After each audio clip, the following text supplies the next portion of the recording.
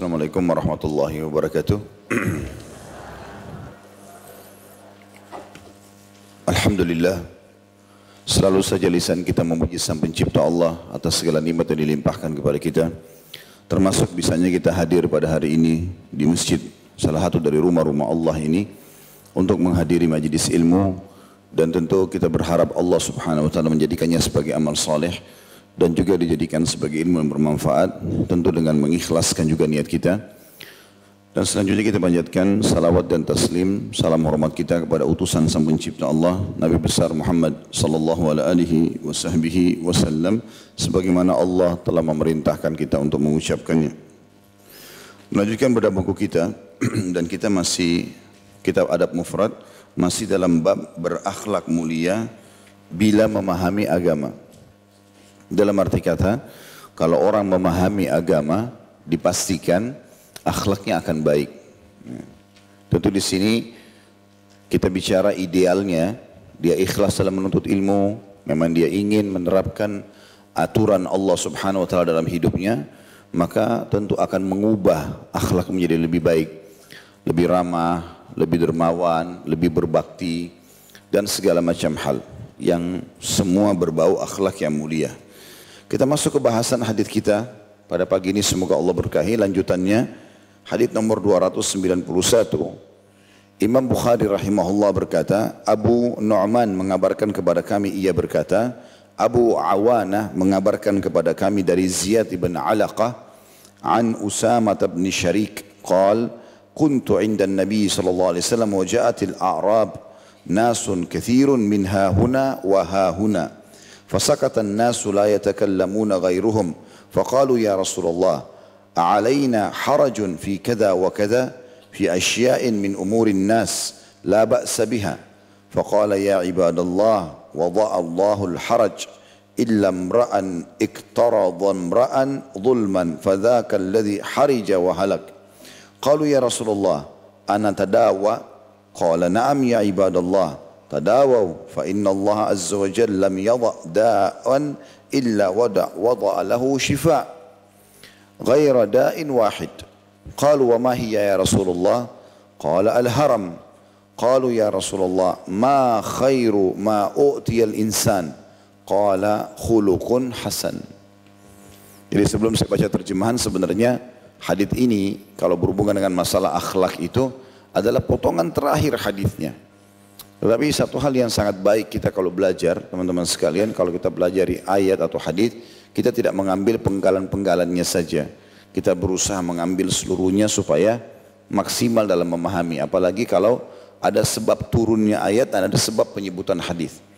Karena sebab ini makin membuat kita faham kenapa ayat itu turun, kenapa hadis itu disebutkan oleh Nabi SAW. Kita bacakan dulu di sini dari Usamah bin Syarik, ia berkata, aku pernah bersama Nabi SAW, lalu datanglah sejumlah orang Arab Badui, orang banyak dari sini dan dari sana. Maksudnya ramai sekali orang datang ke masjid, menemui Nabi SAW. Mereka lalu diam, tidak berbicara satu sama yang lain. Lalu mereka berkata, wahai Rasulullah, apakah kita berdosa jika kita melakukan ini dan itu, yaitu dalam sejumlah urusan manusia yang tidak diharamkan? Beliau lalu menjawab, wahai hamba-hamba Allah, Allah meletakkan dosa kecuali seseorang yang memperoleh tubuh seseorang dengan ghibah, maka itulah dosa dan kebinasaan. Mereka lalu bertanya, wahai Rasulullah, bolehkah kita berobat? Maka Nabi SAW menjawab, benar, wahai hamba-hamba Allah, berobatlah kalian, karena sungguhnya Allah Azza wa Jal, Allah yang maha mulia dan maha suci, tidak menetapkan suatu penyakit kecuali D-nya besar kata ganti Allah, kecuali dia menetapkan obat baginya. Kecuali satu penyakit. Mereka bertanya, apa itu wahai Rasulullah? Beliau SAW menjawab, masa tua. Mereka lalu bertanya lagi, wahai Rasulullah, apa hal terbaik yang diberikan kepada manusia? Maka beliau SAW menjawab, akhlak yang baik. Di situ ada beberapa kosakata yang saya lihat perlu dibaca. Al-haraj, kesempitan, dan terkadang bermakna dosa dan keharaman. Karena orang-orang tadinya bertanya, apakah kita berdosa dalam melakukan ini dan itu, yaitu sejumlah urusan manusia yang tidak diharamkan. Yang dimaksud dengan al-haraj tadi, kesempitan dan terkadang bermakna doa dan keharaman juga. Kemudian ada juga potongan di situ, iqtara dan bra'an zulman. Ia memperoleh sepotong tubuh dari jasa seseorang dengan melakukan ghibah terhadapnya. Dan yang terakhir makna kalimat al-haram atau usia tua. Seperti biasa kita akan baca dulu kandungan yang ditulis oleh penulis, lalu kita lebih jauh membedah insyaAllah hadits ini. Kandungan hadits yang pertama, kebinasaan terbesar bagi seseorang adalah penebusan dosa dengan memberikan pahala kebaikannya kepada orang yang pernah ia zalimi di dunia. Jika pahala kebaikan yang ia miliki tidak cukup menebus kezaliman yang ia lakukan, maka ia akan memikul dosa orang tersebut. Semoga Allah melindungi kita darinya. Jadi ini yang dimaksud oleh penyusun buku Imam Bukhari yang menyusun hadis. Tapi ada yang mensyarah buku ini atau menjelaskan, memberikan kandungan hadis. Dari hadis ini diambil pelajaran. Yang pertama adalah bahwasanya semua orang yang pernah menzalimi orang lain di dunia karena buruknya akhlaknya, apakah itu mencela, mencaci, menggibah atau gunjing, atau memfitnah, atau mengambil haknya dalam bentuk materi misalnya mencuri dan seterusnya, maka kalau dia tidak sempat bertaubat dan meminta maaf kepada Allah di dunia, juga meminta maaf kepada pemilik hak, mengembalikan apa yang merupakan haknya orang lain, maka tentu hari kiamat dia akan dituntut dan akan diambil dari pahala dia. Kalau mencukupi, maka pahalanya dikasih kepada orang yang terzalimi. Kalau tidak cukup, maka akan dibayar dengan dosa orang yang terzalimi dibebankan pada dia. Jadi pahalanya habis dan dosa orang lain dia yang tanggung tentunya. Jadi orang lain yang berzina, orang lain yang mabuk, tapi dia yang disiksa untuk menutupi kesalahan yang dia lakukan. Dan ini tentu diambil daripada potongan hadis yang tadi ada sahabat yang mengatakan, ya Rasulullah, apakah kita akan dihisab oleh Allah hanya karena kita melakukan misal nyindir-nyindir orang, hanya sekedar menyinggung perbuatannya, menceritakan aibnya gitu-gitu. Maka Nabi SAW mengatakan, iya tentu saja. Itu semua akan dihisab. Ya. Semua akan dihisab, kecuali kita sempat minta maaf tentunya. Nanti akan kita lebih jauh membahas masalah itu insyaAllah. Kemudian yang kedua, dibolehkan menempuh jalan pengobatan dan meminta pertolongan dokter. Dan ini bagian daripada agama kita. Bahkan Imam Syafi'i rahimahullah mengingatkan, mengatakan bahwasanya ilmu kedokteran itu menjaga kesehatan, tapi tentu dengan panduan yang benar ya, dengan ilmu pengetahuan yang benar, adalah sepertiga daripada agama. Maksudnya itu juga bagian daripada syariat. Karena kita dalam Islam disuruh berobat. Makanya para sahabat ini bertanya, ya Rasulullah, apakah kami berobat kalau sakit? Seakan-akan beliau-beliau ingin mengatakan para sahabat ridwanullahi alaihim, kalau sakit tidur aja di rumah atau kita coba ketemu sama tabib, dokter, berobat, minum, cari jalan gitu. Maka kata Nabi SAW, iya berobat. Karena Allah tidak pernah turunkan penyakit kecuali Allah juga berikan kesembuhan bersamanya. Jadi partner, pasti ada. Kecuali satu penyakit. Maka para sahabat bertanya, penyakit apa itu ya Rasulullah? Kata Nabi SAW, masa tua. Ya, jadi orang kalau sudah tua pun itu tanda kutip dalam gambaran syariat dianggap penyakit. Tapi penyakit ini ya salah satu bagian daripada penyakit sekian banyak. Sebagian ulama mengatakan kenapa dibahasakan masa tua penyakit? Karena memang tubuh sudah melemah, kekebalan tubuh juga akhirnya berkurang. Sehingga segala macam penyakit bisa datang kepada dia. Mungkin orang tua sudah lebih tahu masalah itu. Adanya kelemahan, adanya sakit punggung, adanya sakit kaki, adanya ini, adanya itu segala macam. Itu memang yang dimaksud dengan al-haram tadi. Nanti akan kita lebih dalam juga membahas tentang masalah pengobatan-pengobatan yang dianjurkan ya. Kemudian yang ketiga, akhlak mulia merupakan pemberian yang mahal dan sangat berharga dari Allah kepada hamba-hambanya.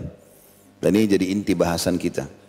Kalau Bapak Ibu masih ingat dari awal-awal bab kita sudah bahas hadis yang mulia yang kata Nabi SAW, tidak ada sesuatu yang paling berat di timbangan amal pada hari kiamat dibandingkan akhlak yang mulia.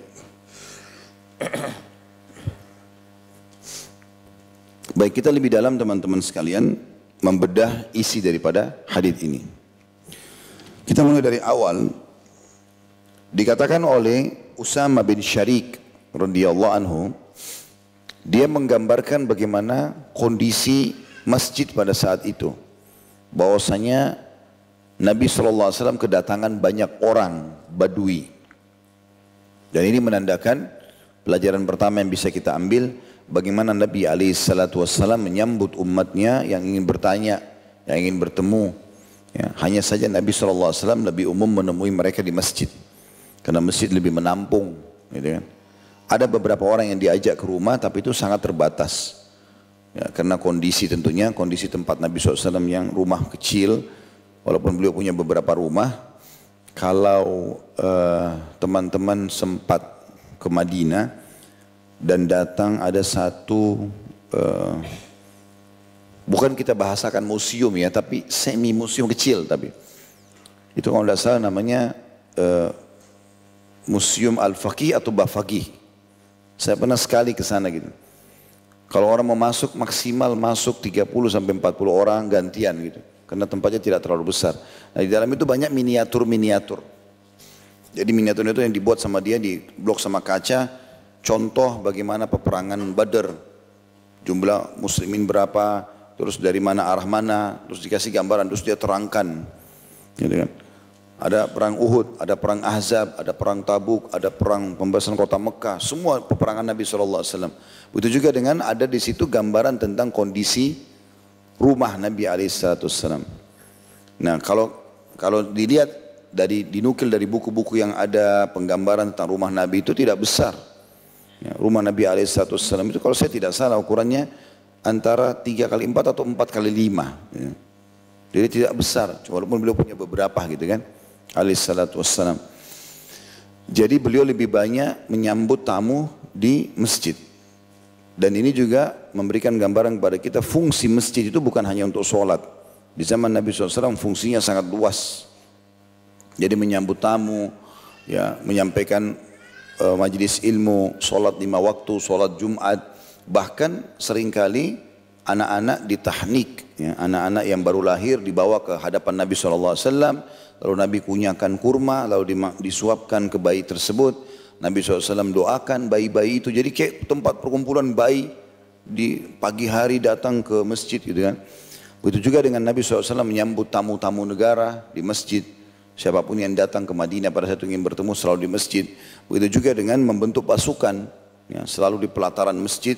Lalu Nabi SAW habis sholat, lalu mengumpulkan dulu harta pengumpulan untuk jihad, baru kemudian membentuk pasukan dan mengatur di depan masjid. Seperti itulah. Jadi masjid itu fungsinya sangat besar sekali. Ya, bukan hanya seperti lingkup yang sekarang kita lihat, masjid cuma azan dipakai sholat kemudian ditutup habis itu. Jadi nggak berfungsi. Bahkan ada sebagian masjid kita datang terkunci, nggak bisa sholat. Saya mampir di beberapa masjid dikunci, nggak bisa sholat. Padahal sudah sholat wajib. Alasannya pengurus lagi kerja. Nah, ini rumah Allah Subhanahu Wa Taala. Harusnya bisa terbuka. Seperti itulah. Jadi di sini kita ambil pelajaran pertama bagaimana Nabi SAW menyambut mereka, dan yang dimaksud dengan Badui adalah orang-orang dari padang pasir. Mereka datang dan bertanya yang tinggal di padang pasir. Kemudian potongan yang kedua yang kita bisa ambil adalah pertanyaan mereka. Dan ini ada adab dalam pertanyaan ya. Kalau bertanya harusnya memang bertanya sesuatu yang diperlukan dan belum difahami. Kalau bertanya untuk mengetes, untuk menunjukkan kalau dia hebat, dia faham, maka ini nggak ada manfaatnya, riya, nggak ada nilainya. Kalau kita bertanya karena tidak faham dan memang mau, ya, mengambil ilmu itu ikhlas karena Allah Subhanahu Wa Taala, maka ini besar sekali manfaatnya. Karena dengan dia bertanya, misalnya kita di majelis begini, entah sekarang Masya Allah jumlahnya berapa di masjid ini, tapi kalau misalnya satu orang bertanya, betul-betul dia ikhlas ingin bertanya, dia nggak faham, dia ingin tahu ilmu agama ini seperti apa. Karena dengan keikhlasan itu orang lain jadi tahu. Anggap di masjid ini misalnya dari pertanyaan itu selain penanya mengamalkan tentang sholat malam misalnya. Mungkin ada yang dengar dari sekian 500.000 orang yang hadir misalnya, 2 orang aja yang amalkan. Maka dia panen pahalanya. Karena dia penyebab orang jadi faham, oh ternyata harus begini. Tapi ikhlas. Cuma kalau orang hanya sekedar mau mengetes, kayaknya mau tes nih pemateri pinter nggak sih? Makanya saya sering bahasakan, kalau bertanya jangan tes saya. Kalau udah faham, nggak usah nanya. Mungkin Anda lebih pintar dari saya gitu kan. Jadi betul-betul memang murni itu. Kemudian juga jangan hanya sekedar mau tunjukkan kepada orang kalau dia hebat. Maka kadang-kadang keluar bahasa-bahasa yang mungkin tidak semua jemaah faham. Gitu kan. Ini juga mungkin disebabkan karena mereka ingin menunjukkan diri. Biasanya cirinya orang-orang seperti ini, kalau lagi dijelaskan jawabannya, dia sibuk dengan alamnya sendiri. Sibuk dengan handphone, sibuk bicara sama temannya. Karena dia tidak butuhkan jawaban, dia hanya butuh menunjukkan ke orang-orang kalau dia bertanya. Ini tidak ada manfaatnya, jadi riak buat dia. Jadi ada adab dalam bertanya. Nah, para sahabat memberikan pelajaran kepada kita ridwanullahi alaihim. Mereka bertanya kepada baginda Nabi SAW hal yang belum difahami. Dan memang bagus untuk bertanya. Sampai pernah ada seorang wanita dari Ansar mengatakan, ya Rasulullah, namanya Asma radhiyallahu anha. Tentu ini Asma bukan saudarinya Aisyah radhiyallahu anha ajma'in, tapi Asma yang lain dari orang Ansar mengatakan, ya Rasulullah, sesungguhnya Allah tidak malu menjelaskan kebenaran. Dan saya butuh jawaban, apakah wanita juga mandi junub kalau dia mimpi? Maka kata Nabi SAW, iya, kalau dia mendapatkan kemaluannya basah. Ini sensitif, tetapi masalah agama. Kalau nggak ditanya nggak faham gitu kan. Dan akhirnya karena ketulusan Asma bertanya, sampai hari ini di buku-buku hadis dinukil. Dan sampai hari ini banyak muslimah memahami hukum itu. Dipelajari. Dan entah Allahu alam sampai kapan Allah menjaga ilmu itu, karena Allah akan angkat ilmu itu menjelang hari kiamat. Maka semua orang yang faham hukum karena pertanyaan Asma dapat pahala. Kan itu. Maka ini pelajaran penting gitu kan. Kalau kita bertanya memang penting. Bertanya itu akan menghilangkan kesesatan, akan menghilangkan sangka buruk dan seterusnya. Karena kapan kita tidak bertanya jadi masalah ini. Itu juga masuk dalam masalah ini teman-teman sekalian. Kita dianjurkan dalam bertanya ini, tadi saya bilang bukan sengaja mencari-cari kesalahan orang. Karena mencari kesalahan orang, mencari aib, sengaja tanya, kau kemana saja? Kenapa enggak kelihatan? Padahal enggak ada urusan sama dia gitu. Teman kantornya kah? Orang di sini kah? Atau di mana? Enggak ada urusan sama dia. Kalau ada urusan sama kita, kita boleh tanya. Kalau enggak usah. Jangan bertanya teman-teman sesuatu yang akhirnya membuat orang yang sedang kita tanya terpojok, kita pun terpojok. Pada saat dia jawab misalnya urusanmu apa? Kan jadi masalah. Misal contoh. Maka ini tidak diperlukan. Untuk apa kita jatuhkan wibawa kita di depan orang? Hanya karena sembarangan bertanya gitu. Ada orang begitu, semua ditanya, ketemu orang, kenapa kau pakai baju ini, kenapa mobilmu itu, kenapa kau tinggal di sana, kenapa kau nikah sama dia, ya, kenapa anakmu cuma 2, kenapa begini, kenapa begitu, sendalnya orang ditanya, baju ditanya, semua ditanya. Untuk apa gitu, manfaatnya apa buat dia, kan gitu. Kata Nabi SAW, hati-hatilah dengan banyak bertanya, karena umat sebelum kalian ada yang dibinasakan karena banyak pertanyaan mereka. Gitu kan, memang gak bisa. Bahkan Allah Subhanahu wa taala mengingatkan dalam Al-Qur'an, a'udzubillahi minasyaitonir la tasalu an asya'in tubdalakum tasukkum. Hai orang-orang beriman, jangan banyak bertanya kalau diterapkan sebuah hukum, karena banyak bertanya nanti kalau diterapkan seperti yang kalian minta akan sulit buat kalian. Bani Israel dalam surah Al-Baqarah. Al-Baqarah itu sapi betina. Waktu ada orang mati di tengah-tengah mereka, mereka bingung siapa yang bunuh nih, karena orang ini bangun pagi, orang-orang bangun pagi hari ditemukan jenazah ada tergeletak. Siapa pembunuhnya nggak tahu. Kebetulan di tengah-tengah mereka ada Musa alaihissalam, utusan Allah. Datanglah mereka mengatakan, hai Musa, minta petunjuk sama Tuhanmu nih. Gimana kami tahu pembunuhnya ini? Tapi memang dasarnya karena mereka suka bangkang, gitu kan? Maka Allah Subhanahu Wa Taala menguji mereka. Nabi Musa alaihissalam disuruh sampaikan kepada mereka, suruh sembeli sapi. Setelah disembeli, ambil potongan dagingnya, tepuk ke orang mati itu akan bicara. Ini mukjizat. Apa yang mereka bilang? Masuk akal enggak sih? Masa sapi dipotong, daging mentahnya, kalau hidup pun disentuhin orang mati enggak mungkin ngomong. Apalagi sudah mati diambil potongan dagingnya, ditepukin, terus ngomong orang itu. Kayaknya enggak masuk akal. Hai Musa, warna apa sapinya? Dipersulit sama mereka. Sapi apa dulu? Sapi apa ini yang dimaksud nih? Maka kata Musa AS turun lagi wahyu. Sapi yang tidak pernah dipakai membajak, Warna apa? Tujuannya supaya mau tinggalkan itu maksudnya. Maka sapi yang warnanya kuning keemas-emasan, kalau orang lihat suka dan segala macam, makin sulit. Dipersulit. Apa kata para ulama tafsir? Andai saja Bani Israel di saat pertama turun wahyu itu suruh sembelih sapi, mau sapi jantan, sapi betina, mau pincang, mau kecil, mau besar, disembelih, selesai. Tapi karena mereka banyak bertanya jadi sulit. Seperti itulah. Sholat asar dan duhur 4 rakaat, udah terima, tinggal sholat. Kenapa 4 rakaat ya? Kan waktunya berdekatan, duhur 4, asar. Kenapa Allah nggak kasih satu waktu saja? Ini memprotes Allah. Sekarang kita kasih contoh rasional. Masjid Nurul Bahrain dibangun oleh beberapa teman-teman kita, Masya Allah, semoga Allah kabulkan niatnya. Lalu ada orang pendatang ke sini. Tiba-tiba datang, kenapa pakai kaca seperti ini? Kenapa harus ada AC sekian banyak? Kenapa mimbarnya di sini? Dia nggak ada urusannya, nggak ada andil di masjid ini. Maka pengurus pasti marah. Ngapain kau campurin ini? Kecuali kalau kiblatnya salah. Ini kiblat ke Masjid Haram sana, ditaruh kiblat ke sana ke Masjid Aqsa mungkin. Tapi kalau enggak, kenapa karpetnya warna hijau? Kenapa lampunya begini? Kenapa begini dan begitu? Gitu. Mungkin itu kalau kita bilang fasilitas umum, oke lah, kita pindah ke rumah orang. Ada juga orang begitu. Masuk ke rumah orang protes, kenapa kau pakai granit itu? Kenapa enggak begini? Kenapa enggak begitu? Ini semua mengganggu. Atau seorang pegawai di perusahaan, dia protes. Misalnya dia mengatakan kepada pemilik perusahaan, kenapa bangunannya cuma 5 lantai, kenapa enggak 10 aja? Kenapa harus pakai marmer? Kenapa enggak pakai granit biasa, lebih hemat dan seterusnya? Maka dikeluarkan ini. Urusannya dia apa gitu? Apalagi protes Allah sang pencipta, gitu kan? Kenapa cuma ada laki-laki sama perempuan? Kenapa enggak ada jenis kelamin ketiga, gitu kan? Kenapa mata cuma 2? Kenapa kuping cuma 2? Kenapa ini? Banyak protes.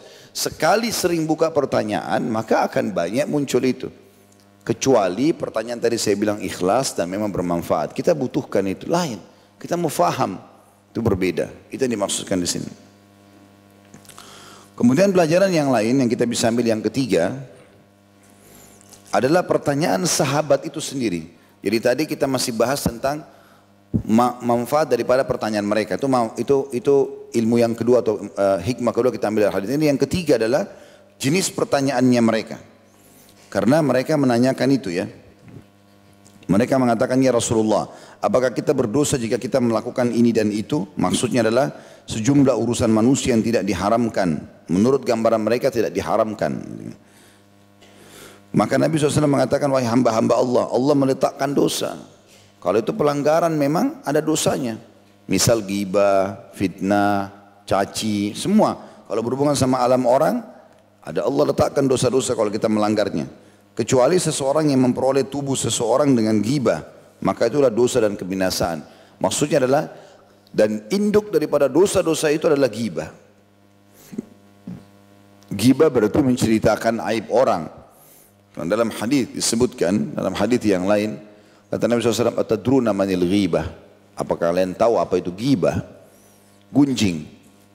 Maka kata para sahabat, Allah dan Rasulnya lebih tahu ya Rasulullah. Allah dan Rasulnya lebih tahu. Maka kata Nabi SAW, engkau menyebutkan sesuatu yang tidak disukai dari saudaramu. Jadi kalau kau ceritain dia nggak suka itu. Maka ada sahabat mengatakannya, Rasulullah, bagaimana kalau memang dasarnya ada pada dia itu? Kata Nabi SAW, kalau ada padanya kau telah menggibahnya. Kalau tidak ada padanya, kau telah mendaliminya atau memfitnahnya. Teman-teman, tugas kita, apa yang kelihatan depan mata, apa yang terdengar oleh kuping, yang terjangkau dengan tangan dan kaki, kalau itu benar kita dukung, kalau itu salah kita luruskan. Yang tidak kita tahu nggak usah dikorek-korek. Saya sudah sering bahasakan itu. Jangan ambil tugasnya malaikat. Sudah ada Allah taruh kiri kanan, catat amal baik dan amal buruk, dan tidak pernah tidur. Malaikat tidak tidur, catat semua. Kita tidur pun ditemani sama dia. Jadi untuk apa kita sibukkan diri, repot dengan keadaan orang, ngawasin ini, ngawasin itu, gitu kan? Maka tidak bisa selesai-selesai. Salah depan mata kita luruskan, benar kita dukung, selesai, kan begitu. Sederhananya begitu. Jadi kalau orang berjalan seperti ini dia akan tentram sebenarnya. Orang yang sulit hidupnya itu karena selalu mencari kejelekan orang. Sebagian salaf mengatakan, Orang yang sibuk mencari kejelekan orang lain, maka dia akan melupakan kejelekan dirinya. Dan ini adalah awal kebinasaan dia. Sementara orang yang sibuk mencari, menilai kejelekan dirinya, apa nih yang kurang, supaya dia bisa upgrade dirinya, dia bisa perbaikin lebih bagus lagi. Maka dia akan tertutupi dari kejelekan orang lain, karena dia sibuk perbaiki dirinya. Dan kapan dia lihat kejelekan yang sama pada orang lain, maka dia akan merasa sedih karena menimpa saudaranya. Jadi kita harus sibuk dengan itu. Kita nggak boleh teman-teman selalu mencari kesalahan orang. Perhatikan adab nabawiyah. Pernah satu kali Nabi SAW makan dengan para sahabat di sekitar Masjid Quba. Ada undangan rupanya makan daging unta. Ini kisah nyata terjadi dalam hadis sahih ya. Habis makan unta rupanya, maaf, ada sahabat satu keluarin angin. Baunya mana-mana gitu. Ya. Sehingga yang lain terganggu. Ya. Maka Nabi SAW melihat kejadian itu, bagaimana caranya nih? Mengingatkan orang yang buang angin di tempat makan orang rame-rame gitu. Dan baunya mengganggu orang lain. Tadinya makanan sedap, sekarang cium bau ini mengganggu nih. Tapi Nabi punya adab yang luar biasa. Beliau mengatakan, selesai makan, semua yang sudah makan daging unta beruduk. Semua, tidak terkecuali. Artinya kalian semua di ruangan ini keluar uduk. Nabi enggak tegur satu orang itu saja yang kentut itu. Yang Nabi tegur, Nabi ingatkan semua supaya orang itu tertutupi. Bayangin adabnya gitu. Nabi SAW bilang semua yang makan daging unta beruduk. Keluar semuanya. Nabi enggak sebutin. Ada juga teman-teman sekalian, kisah semalam saya sempat sampaikan sebenarnya di blog M ini, tapi saya ingatkan di sini karena belum saya sampaikan di sini. Umar bin Khattab radhiyallahu anhu itu punya tradisi yang baik sebenarnya. Beliau itu setiap malam sebelum tidur keliling Madinah. Keliling Madinah cari. Mungkin ada masyarakat yang butuh bantuan, mungkin ada yang butuh nasihat, mungkin apa saja. Dan banyak kisah beliau berhubungan dengan masalah membantu orang di malam hari. Banyak sekali, Masya Allah. Ada pernah orang Badui mau melahirkan istrinya, dibantu dengan dia dengan istrinya. Maksudnya Umar bin Khattab sama istrinya membantu untuk melahirkan istrinya orang itu. Sementara dia tidak kenal siapa orang itu di tengah malam. Kemudian juga pernah memberikan ibu yang janda punya anak-anak kecil sudah 3 hari kelaparan, dibantu makanan dan seterusnya. Intinya satu waktu pernah teman-teman Umar bin Khattab jalan di kejauhan kota Madinah, rupanya ada rumah masih menyala lampunya kalau kita sekarang. Jadi ada, mereka dulu pakai sumbu dan minyak gitu. Masih nyala. Umar bin Khattab lewat, mau tahu kenapa ini masyarakatnya masih ada yang seperti ini. Dia lewat, terus dia bersama Abdullah bin Mas'ud radhiyallahu anhu majma'in lagi jalan ngawasin malam itu. Lalu Umar mengatakan, "Hai Abdullah, tunggulah di sini." Disuruh tunggu agak jauh dari rumah itu. Lalu Umar ngintip dari jendelanya, ngelihat ke dalam. Ya. Waktu dia lihat ternyata kelihatan ada di celah ada satu orang bapak sudah tua, rambutnya putih, jenggotnya putih, lagi minum khamr, lagi mabuk. Dan di depannya ada budak wanita lagi nari-nari, menyanyi-nyanyi. Maka Umar langsung dobrak pintunya, marahin orang itu. Kata Umar, tidak ada sesuatu yang lebih buruk dari apa yang saya lihat malam ini. Kamu sudah tua, mabuk, dan ini suruh perempuan begini menari depan, bagaimana ini? Lalu orang itu spontan bilang apa? Wahai Amir Mu'minin, perbuatan anda lebih baik, lebih buruk daripada perbuatan saya. Kata orang itu. Kata Umar, kenapa? Dia bilang, ya, anda memata-matai saya sementara Allah melarang itu. Yang kedua, anda masuk rumah saya tanpa izin. Padahal orang ini lagi mabuk. Umar sebagai pemimpin negara punya hak untuk itu. Subhanallah, Umar tundukin kepalanya, keluar dari rumah orang itu. Dan Umar menyatakan menyesal mulai hari itu kenapa memata-matai masyarakatnya gitu. Terus dia menyesal, Umar menyesal sampai berlalu beberapa hari. Orang ini rupanya si kakek ini masuk ke masjid. Umar lagi duduk rame-rame, masuk orang itu ke masjid di paling belakang. Umar lihat dia. Lalu Umar mengatakan, kesinilah wahai bapak tua. Orang itu maju ke depan dalam kondisi takut dipermalukan, takut nanti Umar hukum di depan orang. Tapi dipanggil oleh raja, dia harus datang. Datanglah dia. Lalu Umar bilang, duduk di sebelah saya. Lalu Umar bisikin, demi zat Allah yang telah mengutus Muhammad dengan kebenaran, apa yang aku lihat malam itu, aku tidak akan pernah ceritakan kepada siapapun, termasuk Abdullah bin Mas'ud. orang yang temani saya malam itu. Orang itu langsung nangis. Karena dia pikir tadi dia mau dipermalukan gitu kan. Dia mengatakan, demi zat yang telah mengutus Muhammad wahai Amir Mu'minin, semenjak malam itu saya sudah tinggalkan khamr. Bagaimana mereka saling menutupi itu? Bukan malah diekspos, dicari kesalahan orang. Kata Nabi SAW, ini kalimat mulia ya dalam hadis sahih. Wahai orang-orang yang baru beriman dengan lisannya dan belum masuk iman dalam hatinya. Jadi memang berarti konsepnya orang yang melanggar nanti penyampaian Nabi ini seperti itu keadaannya. Muslim iya, namanya iya Islam, pakaiannya Islam, sholat di masjid. Tapi iman belum masuk dalam hatinya, dia belum faham. Kenapa dia harus sholat, kenapa dia harus puasa, dan kenapa dia harus tinggalkan yang dilarang gitu. Janganlah kalian sengaja mengumpat-umpat kaum muslimin dan mencari-cari aib mereka. Sengaja ceritain sana sini, korek-korek cari kesalahannya. Karena sesungguhnya siapa yang mencari-cari aib saudaranya muslim, maka Allah akan bongkar aibnya walaupun dari dalam rumahnya. Diingatkan. Berarti orang yang sibuk dengan ini, gosipin orang, sebarin hoaks, apalah segala macam ini, sengaja mencari-cari kesalahan orang. Begitu lihat orang dicari kesalahannya apa di tubuhnya orang itu. Penampilannya kah, tutur katanya kah, apa saja supaya disebar, diekspos. Jadi sebuah berita yang bagus, mendatangkan follower, kalau zaman sekarang mendatangkan duit, mendatangkan segala macam. Ini bahaya sekali. Kata Nabi SAW, berarti orang-orang ini baru beriman dengan lisannya, belum masuk iman dalam hatinya. Berarti dia masih levelnya sangat rendah. Tolok ukurnya suka ngumpat dan cari-cari aib. Untuk apa ini gitu? Maka seperti itulah gambarannya teman-teman. Oleh karena itu Nabi SAW mengingatkan, ghibah itu adalah sesuatu yang sangat berat. Ya. Karena itu dosa yang paling berat yang akan dihisab pada hari kiamat nanti. Juga renungi hadis yang pernah kita sampaikan teman-teman, riba itu 70 atau 73 tingkatan. Yang paling rendahnya seperti seseorang zina sama ibunya sendiri. Ya.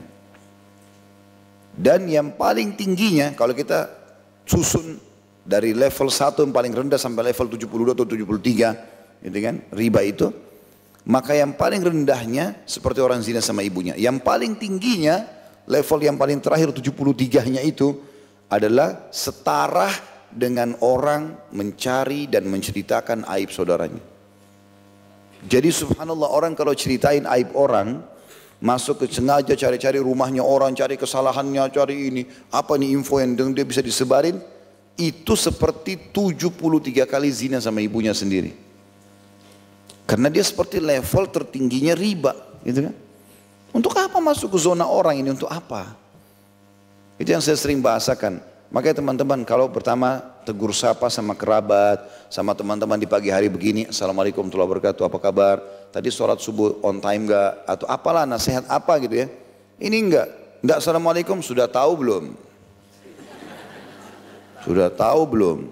Tuh tetangga sebelah tuh, itu berita ini tuh, oh itu gosip luar biasa. Ghibah, masuk ke zonanya orang lain, bahaya ini. Nggak boleh. Ini yang disebutkan dalam hadis, ini dosa yang paling berat.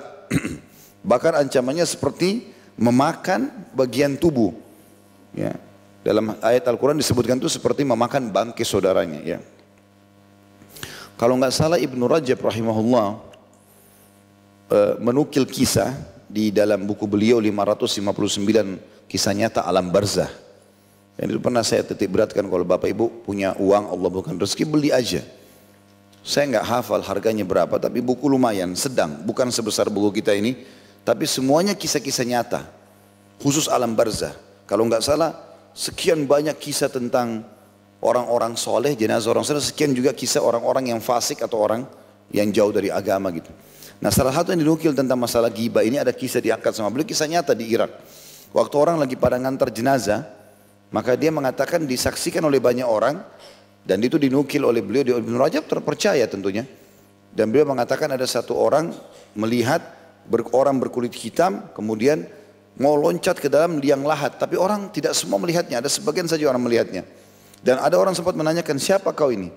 Dia mengatakan, aku adalah orang yang pernah digibah oleh orang ini. Maksudnya bangkainya, gitu kan? Yang akan termasuk bagian daripada siksaan si jenazah ini. Allahu a'lam seperti apa, tapi itu contoh saja. Maka makin kita tidak tahu masalah orang makin bagus. Termasuk teman-teman suami istri. Saya tidak pernah mau, kecuali istri saya betul-betul menceritakan ya. Kalau saya mencari tahu, enggak perlu. Untuk apa saya cari tahu? Saya ingatkan, kalau yang saya tahu salah dari kamu saya luruskan. Kalau benar saya dukung. Tapi saya mengorek-ngorek enggak. Saya enggak mau cari tahu masalah itu. Saya sampai hari ini tidak pernah ya, atau tidak mau memang untuk memeriksa handphone istri saya. Saya enggak mau. Urusan dia sama Allah, urusan kau sama Allah. Ada orang pulang kerja suami, mana handphone kamu? Cek dulu semua. Kamu hubungi siapa saja, curiga.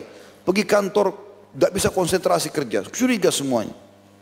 Begitu juga dengan ibu-ibu itu. Suami pulang, masuk kamar mandi, handphone dulu. Cek. Kenapa ketawa? Pasti ada yang ngena di situ. Cek. Ambil nomor telepon, ini perempuan nih, ini begini, ini begitu.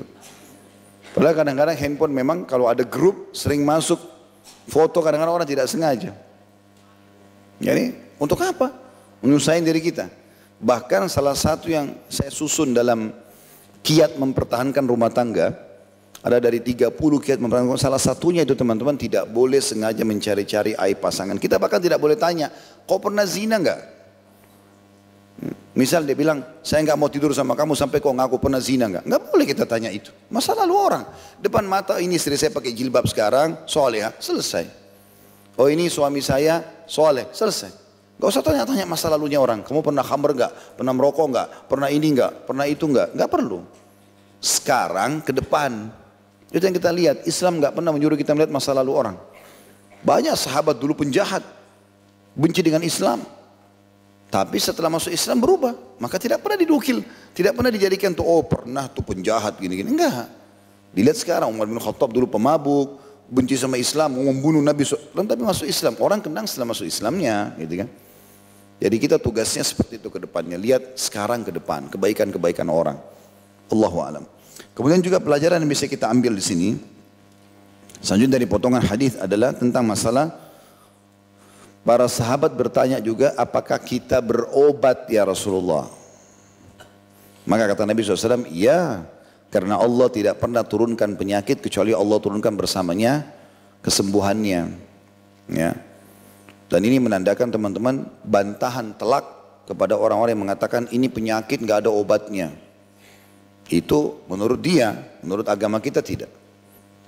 Karena di sini hadis jelas tidak ada penyakit yang tidak ada obatnya. Pasti ada. Gitu kan? Kalau di alam medis belum ditemukan, maka di dalam pengobatan nabawiyah ditemukan. Contoh misal habbatus sauda yang sering saya bilang, biji hitam atau bisa kita bahasakan jintan hitam, ya, harganya murah di pasar, beli sekilo aja mungkin setahun dipakai, ya, murah, gampang didapatkan gitu kan. Kalau lagi umroh, lagi haji bisa beli di sana, ada yang terbaik dari Ethiopia, Habasyah orang sana bilang, warnanya hitam pekat itu. Itu sangat bagus. Apa kata Nabi SAW? Habbatus sauda dawa min kulli da'il sam. Jintan hitam itu, habbatus sauda, obat untuk semua penyakit kecuali kematian. Mati nggak bisa diobati memang, nggak mungkin. Kenapa teman-teman masih jarang diantara kita taruh ini di rumahnya, konsumsi tiap hari, taruh di kopi, taruh di teh, taruh di nasi, taruh di kue. Kantongin kalau perlu, isap-isap habbatus sauda itu. Karena memang Nabi bilang begitu, obat untuk semua penyakit kecuali kematian. Cuma ada yang saya ingin berbagi di sini. Kebetulan di tempat saya pernah saya jual itu, taruh di toko, di toples ditaruh gitu. Terus ada satu bapak herbalis rupanya beliau, jauh masya Allah lebih tua daripada kami, datang ngobrol-ngobrol di toko. Kemudian dia bilang, Ustaz ini habbatus sauda asli kan? Saya bilang iya. Bilang, Ustaz sudah tahu cara pakainya. Saya bilang selama ini saya pakai saja yang saya butuh. Kadang-kadang 1 sendok ya, makan, 1 sendok makan dan segala macam. Dia bilang sebaiknya jangan Ustaz. Karena habbatus sauda itu walaupun kecil, itu kandungannya padat sekali. Kalau orang punya mah, kemudian dia langsung makan banyak, justru berpengaruh pada mahnya. Gitu kan? Justru asam lambungnya naik. Dan akhirnya orang nanti nilai habbatus sauda tidak baik. Padahal obat itu sebuah penyakit. Terus saya tanya, lalu bagaimana saran antum? Dia bilang, kalau setiap konsumsi, hitung butiran. 7 butir saja. Kecil-kecil itu kan. Jadi 1 sendok madu misalnya cuma 7 butir konsumsi. Jangan banyak-banyak.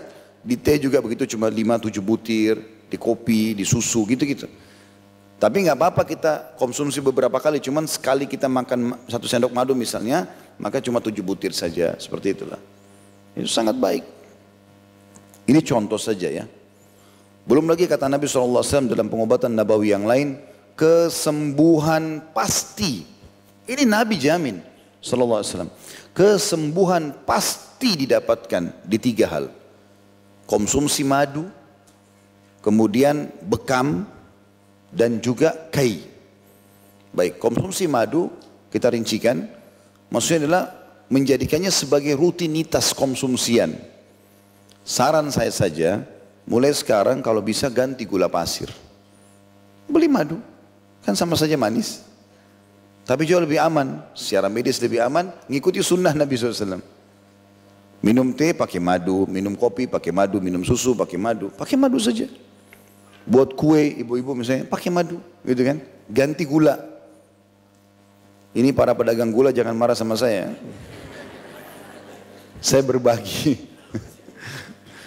Karena kita memang kalau baca penelitian medis ada efek-efeknya dari gula pasir dan juga masalahnya kita mau menjalankan sunnah Nabi SAW ini. Karena kesembuhan Nabi bilang, jadi kesembuhan ini maksudnya jangan nanti sakit baru konsumsi. Itu salah satunya. Semestinya sebelum sakit. Jadi dia selalu menjadi penyebab kekebalan tubuh ada. Minimal sehari 1 sendok madu. Minimal. Gitu kan? Jadi sunnah Nabi SAW. Bahkan Allah turunkan surah An-Nahl. Surah nomor 16. Tentang surah lebah. Allah mengatakan dalam Al-Quran itu. Dalam salah satu ayatnya. Ya, dari Nahl itu, dari lebah itu. Dari perutnya keluar cairan atau minuman. Yang ada syifa atau obat untuk manusia. Jadi konsumsi. Jadi bukan hanya, ada orang subhanallah beli madu 1 kilo 5 tahun tidak bisa habis. Karena dia pikir nanti aja kalau sakit. Enggak, keliru ini. Pokoknya setiap hari enggak ada konsumsian kecuali madu bersamanya. Karena memang itu kesembuhan. Gitu loh. Dan memang konsumsi. Bukan cuma 1 sendok. Bisa 1/4 kilo, 1 kilo. Setengah kilo 1 hari ya bagus, tidak apa-apa. Saya pernah temuin ada beberapa orang-orang kita ya. Saya melihat mereka bahkan jualan tidak pakai sendal itu. Pernah lihat nggak? Saya pernah temuin di Jakarta Selatan waktu itu pulang dari pengajian. Terus pakaiannya juga kayak orang dari pedalaman gitu. Saya mampir pakai motor. Assalamualaikum, salam. Muslim rupanya. Pak dari mana? Dari pedalaman mana gitu, Jawa Barat gitu. Dari gunung. Terus dia bawa botol madu gitu. Terus saya tanya, ini bapak dari sana? Iya. Ini apa nih? Madu? Iya madu. Madu asli. Ambil sendiri pak, ambil sendiri dari hutan. Ya. Kenapa bapak nggak pakai sendal? Saya tanya. Saya nggak suka pakai sendal pak. Udah biasa nggak pakai sendal. Memang orang asli dari pedalaman gitu. Terus saya negosiasi berapa madunya dijual sama dia. 100.000 atau berapa 1 botol. Saya tawar, pak bisa 50.000. Bisa pak, ambil. Saya ambil berapa botol, bawa ke rumah, bagus madunya. Kan ada gitu, madu-madu banyak ya. Jadi contoh saja, tentu makin bagus kualitasnya makin bagus ya. Makin bagus. Kalau yang rutin saya sering konsumsi itu ada madu Kashmir atau madu Yaman. Itu sangat bagus. Masya Allah kualitasnya juga sangat bagus. Artinya di sini juga di Indonesia cukup banyak madu yang bisa kita konsumsi gitu. Kemudian yang kedua bekam. Bagi yang mau coba hari ini tepat ini harinya, hari ke-21. Sunnah Nabi SAW itu berbekam di tanggal 17, 19 dan 21 dari bulan Hijriah ya. Nah kebetulan hari ini nih hari ke-21. Jadi kalau ada yang belum pernah coba bisa coba. Dan banyak tempat-tempat praktek bekam kok. Kalau yang sudah tahu caranya, seperti saya beli alatnya di rumah. Tapi kalau beli alat yang bagus sekalian ya. Saya tidak mempromosikan merek tertentu enggak, tapi saya pernah beli. Memang harganya 1 set itu kalau nggak salah 750.000 mungkin ya. Tapi Masya Allah kalau habis dipakai kan itu habis ada darah, diterbus pun dicuci pakai segala macam air panas, dia nggak rusak. Kalau kita beli yang 50.000, 100.000, kena air panas sedikit rusak kopnya itu. Dan kadang-kadang malah melukai tubuh karena terlalu kasar plastiknya ya. Maka kita investasi sedikit demi untuk pengobatan nabawiyah. 750.000, 1 juta kita beli, tapi sekali beli alat itu, gitu kan? Itu kalau sudah biasa bisa kita pakai sendiri. Saya kalau titik-titik yang saya bisa jangkau, saya bekam sendiri. Kalau saya tidak bisa, saya suruh istri saya minta tolong. Misalnya di belakang ini kita bekam. Dan bekam ini tidak harus sama dengan madu tadi, tidak harus sakit baru bekam. Jadi dalam kondisi tidak sakit pun bekam, setiap bulan berbekam. Sunnahnya tanggal 17, 19 dan 21. Sekali lagi hari ini pas tanggal 21, seingat saya ya. Maka hari ini juga bagus untuk berbekam gitu. Lagi puasa Ustaz, nggak masalah. Boleh saja orang puasa berbekam, yang penting dia tahan ya. Kalau saya melihat sebenarnya orang tahan, cuman kadang-kadang orang sudah takut duluan dengan darah gitu. Padahal sebenarnya nggak ada masalah. Mengeluarkan darah kotor itu bagus, itu pengobatan nabawiyah. Dan Nabi mengatakan kesembuhan pasti di situ. Dan yang ketiga kai. Kai itu menggunakan besi panas, dipanasin besi lalu dikagetin di tubuh. Tapi ini dijadikan pengobatan terakhir. Karena kata Nabi SAW, dan aku melarang umatku kai. Dalam riwayat lain, jadikanlah pengobatan terakhir. Dan Nabi SAW pernah praktek pakai itu ya.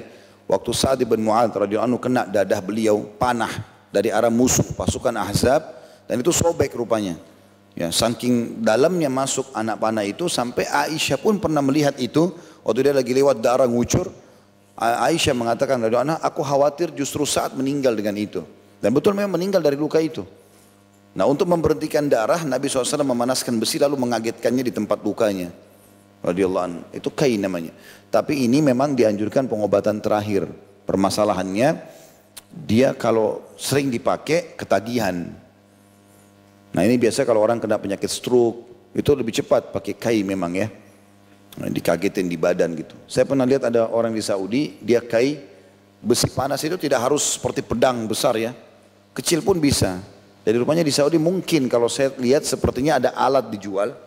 Itu kayak dipanasin, nanti kemudian tuh kayak cuma ditempel-tempelin di dekat titik-titik kepala. Ada orang stroke di Saudi, itu kemudian di titik-titik, tapi orang yang mahir mungkin urat sarafnya di mana, dikai sama dia beberapa titik kepalanya, orang itu langsung berdiri. Sembuh dia. Sampai dia memuji Allah, bersyukur kepada Allah, Allah sembuhkan. Karena Nabi memang mengatakan kesembuhan pasti di situ. Ini contoh gitu kan. Kemudian juga konsumsian apa yang Nabi SAW suka mengkonsumsinya seperti kurma.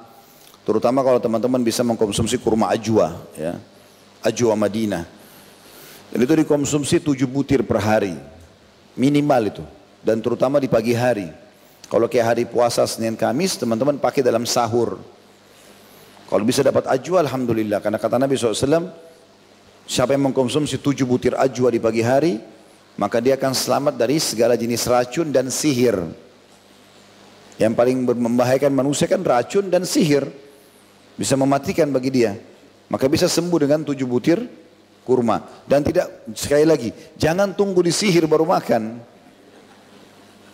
Memang disuruh justru kayak ada tameng-tamengnya sebelum terjadi itu gitu. Kita konsumsi.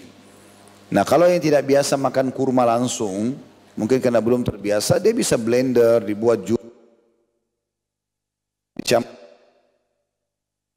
bisa dibuat selai sebenarnya ya. Contoh saja. Dan Syekh bin Baz rahimahullah menitik beratkan memberikan solusi kepada kaum muslimin yang di wilayahnya tidak banyak kurma.